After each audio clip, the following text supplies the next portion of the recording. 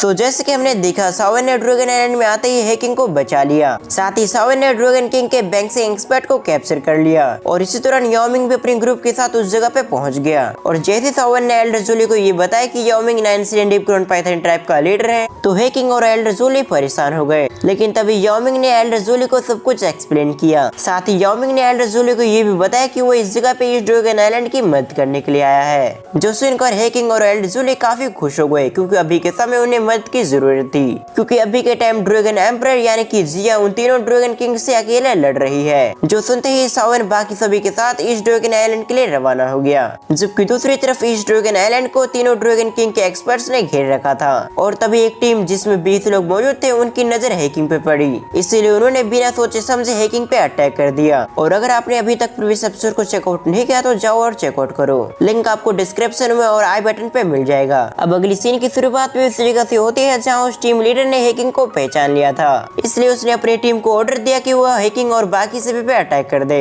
जबकि सुनते ही उसकी टीम अटैक करने के लिए पूरी तरह से तैयार हो गई और अगले ही पल उसने अपने दुकू को एक्टिवेट करते हुए सावन की टीम पे अटैक कर दिया। लेकिन इससे पहले वो अटैक सावन के किसी भी मेंबर को लगती, उससे पहले सावन ने उन सभी अटैक को खत्म कर दिया।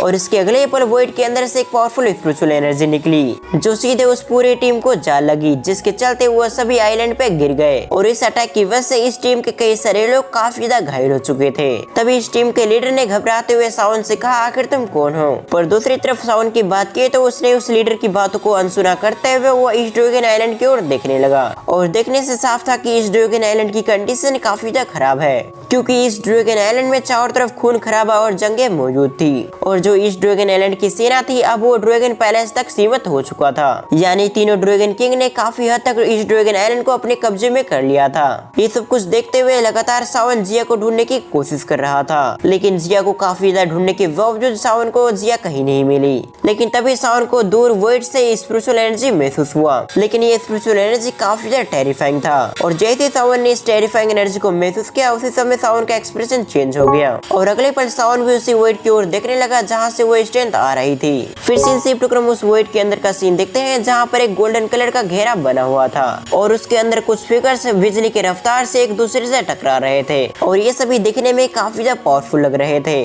और इनके हमले तो इनसे भी ज्यादा टेरिफाइंग लग रहे थे। और इनके टेरिफाइंग अटैक से ये बात साफ था, अगर ये इस ड्रैगन आइलैंड के करीब रहते तो फिर इस ड्रैगन आइलैंड की ऐसी की तैसी हो जाती, यानी कि अब तक इस ड्रैगन आइलैंड पूरी तरह से बर्बाद हो चुका होता।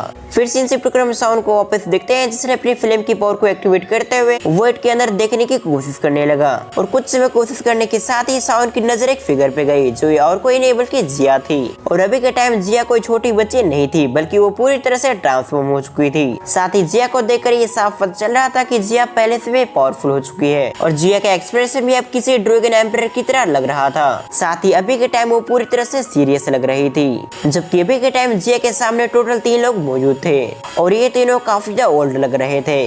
पर भले ये तीनों दिखने में काफी ज्यादा ओल्ड लग रहे हो, लेकिन ये तीनों काफी ज्यादा लालची है। जबकि उन तीनों ओल्ड मैन को जिया के सामने देखकर सावन समझ चुका था कि ये वही तीनों ड्रैगन किंग है और देखने से साफ था कि अभी की सिचुएशन काफी ज्यादा सीरियस है। जबकि इन तीनों ड्रैगन किंग की स्ट्रेंथ की बात करें तो ये तीनों ड्रैगन किंग याओ मिंग से भी ज्यादा पावरफुल थे। लगभग इनकी स्ट्रेंथ की बात करें तो ये तीनों ही 3 स्टार डॉसिंग थे। फिर सीन शिफ्ट कर वॉइड के अंदर फिर से जिया को देखते हैं, जिसने फिलहाल के लिए गोल्डन कलर की स्फीयर को पकड़ रखा था और तो और जिया अकेले ही उन तीनों ड्रैगन किंग का सामना कर रही थी। और इससे ही आप लोग अंदाजा लगा सकते हो कि जिया अभी के टाइम कितनी पावरफुल होगी। साथ ही हमें जानने को मिलता है कि इस जगह पे जिया ड्रैगन फिनिक्स ओरिजिन फ्रूट की वजह से काफी ज्यादा पावरफुल हो चुकी है, क्योंकि ड्रैगन फिनिक्स ओरिजिन फ्रूट के अंदर 2 बीस्ट का पावरफुल ब्लड था। पहला तो ड्रैगन क्लैन और दूसरा फिनिक्स ट्रैब, और ये दोनों ही मैजिकल बीस्ट में सबसे पावरफुल माने जाते हैं। इसलिए जिया को जब इन दोनों ही से शक्ति मिली तो जिया काफी ज्यादा पावरफुल बन गई। लेकिन इस पावर के साथ जिया सही से अभी स्टेबलाइज नहीं हुई थी, इसलिए जिया को इस पावर का इस्तेमाल करने में प्रॉब्लम हो रही थी। और इसी मौके का फायदा उठाकर इन तीनों ड्रैगन किंग ने जिया पे अटैक कर दिया, क्योंकि इन्हें अच्छे से मालूम था अगर जिया इस पावर के साथ अच्छे से स्टेबलाइज हो जाती है तो इन्हें जिया को हराने में काफी ज्यादा मुश्किल आएगी। और इसके चलते इन तीनों ने इस ड्रैगन आइलैंड पे अटैक कर दिया। और तो और ये तीनों ओल्ड मैन काफी ज्यादा एक्सपीरियंस थे, इसीलिए ये बात साफ है कि जिया ज्यादा समय तक इनके सामने नहीं टिक पाएगी। जब सावन जिया और तीनों ड्रैगन किंग को देख रहा था, तब दूसरी तरफ वो 9 स्टार डॉजिंग का पीक का एक्सपर्ट सावन पे काफी गुस्सा हो गया, क्योंकि सावन पूरी तरह से उसे इग्नोर कर रहा था। इसीलिए उस एक्सपर्ट ने ड्रैगन रोर करते हुए सावन से कहा अब तुम मरने के लिए तैयार हो जा। ये कहने के साथ ही उस एक्सपर्ट ने सावन पे अटैक कर दिया। जबकि उस एक्सपर्ट की बातों को सुनने के साथ ही सावन काफी गुस्सा हो गया। तभी सावन ने अपने स्पिरिचुअल प्रेशर की मदद से उसे खत्म कर दिया, जिससे वो एक्सपर्ट एक ही सेकंड के अंदर खत्म हो गया। दूसरी तरफ हम एल्डर जूली को देखते हैं, जिसने सावन की ओर देखते हुए कहा इस एक्सपर्ट ने ड्रैगन रोर की मदद से बाकी सभी को सिग्नल दे दिया है, इसीलिए कभी भी और किसी भी व्यक्ति इस जगह पे और भी एक्सपर्ट आते ही होंगे। ये सुनने के बाद सावन ने कहा जो होगा देखा जाएगा, लेकिन सबसे पहले हमें ड्रैगन पैलेस की ओर चलना चाहिए। ये कहने के साथ ही सावन ड्रैगन पैलेस की ओर रवाना हो गया। जबकि सावन को फॉलो करते हुए बाकी को लोग भी उसी डायरेक्शन की ओर बढ़ने लगे। लेकिन जैसे जैसे सावन और बाकी सभी ड्रैगन पैलेस की ओर बढ़ रहे थे, उसी तरह से कई सारे सैनिक ने उन्हें रोकने की कोशिश की, पर सावन ने अपने मुंह से हेवनली फ्लेम निकालते हुए कई सारे एक्सपर्ट्स को तो ऐसे ही खत्म कर दिया, जो देखकर बड़े बड़े एक्सपर्ट्स के भी पसीने छूट गए। जबकि कुछ समय के अंदर सावन और उसका पूरा ग्रुप ड्रैगन पैलेस के अंदर कुछ समय के अंदर पहुंच गए। लेकिन इससे पहले वो सभी ड्रैगन पैलेस के अंदर एंटर भी कर पाते, उससे पहले उनके सामने एक विशाल व्यक्ति खड़ा हो गया, और ये था वेस्ट ड्रैगन आइलैंड का कमांडर जुआनमो, जो एक 2 स्टार डॉशेंग था। तभी जुआनमो ने बिना देरी के सावन पे एक पावरफुल पंच कर दिया।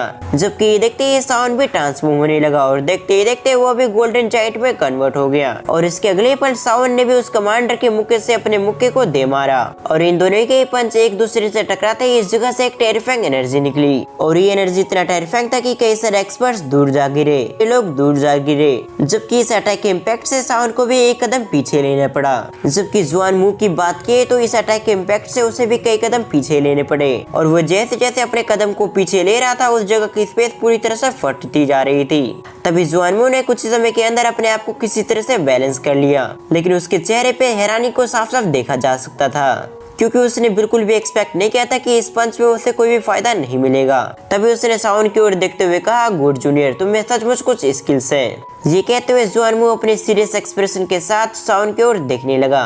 जबकि दूसरी तरफ सावन भी जुआनमो को ऊपर से नीचे तक देख रहा था, क्योंकि सावन को भी समझ में आ चुका था कि तीनों ड्रैगन आइलैंड सचमुच काफी पावरफुल हैं, क्योंकि न केवल ड्रैगन किंग बल्कि इनके सबऑर्डिनेट भी काफी पावरफुल थे। क्योंकि अभी के टाइम सावन ने अपने किंग कॉन्ग बॉडी टेक्निक को एक्टिवेट कर रखा था। साथ ही सावन ने अपनी बॉडी को पावरफुल बनाने के लिए कई सारी चीजों का इस्तेमाल किया था, तब जाकर सावन का ये शरीर इतना पावरफुल हुआ था। और अगर सावन की ये बॉडी इतनी मजबूत ना हुई होती तो सावन इसी अटैक के अंदर हार जाता। और इसी बात से सावन को समझ में आ चुका था कि ड्रैगन किंग के साथ साथ उसके सबऑर्डिनेट भी काफी पावरफुल हैं। तभी जुआनमो ने सावन को घूरते हुए सावन से सवाल किया जूनियर आखिर तुम कौन हो, क्योंकि हमारे एंशिएंट वर्ल्ड ड्रैगन क्लैन के मामलों में दखल देने की हिम्मत कोई आम इंसान नहीं कर सकता। जबकि सावन की बात की तो उसका ध्यान जाओमो पे नहीं गया, बल्कि अचानक सावन की नजर नॉर्थ वेस्ट की तरफ गया। और इसी के साथ इस पार्ट को यहीं पर एंड करते हैं। अगर आपको वीडियो पसंद आई तो वीडियो को हाइप जरूर करें, साथ ही कमेंट में जरूर बताना कि आपको आज की एक्सप्लेनेशन कैसी लगी। तो फिर मैं मिलता हूँ नेक्स्ट वीडियो के साथ, जब तक के लिए थैंक्स फॉर वॉचिंग।